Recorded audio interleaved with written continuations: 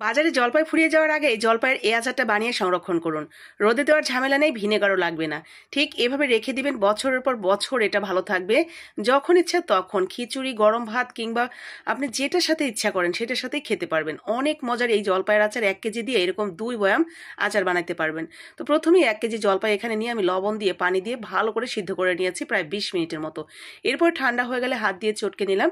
এখন এখানে আমি 1 চা চামচের মতো পাঁচফোড়ন এবং 4-5টা শুকনো মরিচ ভেজে এক সাইডে রেখে দিয়েছি, গুঁড়া করে নেব ঠান্ডা হলে।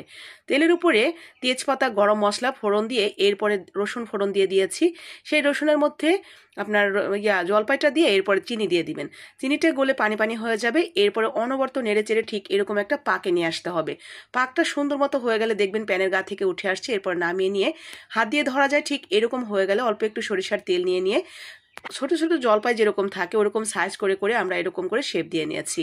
এরপরে এগুলো বয়ামের মধ্যে রেখে দিবেন সুন্দর করে। প্রথমে 5 ফোড়নের গুঁড়াটা যে আমরা অর্ধেকটা তো আচারের মধ্যে দিয়েছি, আর অর্ধেকটা এখানে দিয়ে সুন্দর করে মেখে নিয়ে উপর থেকে তেল দিয়ে রেখে দিবেন। ব্যাস, এটা সারা বছর ভালো থাকবে। আর যত আচারের দিন যাবে ততই এই আচারটা মজা হবে, এত টেস্ট।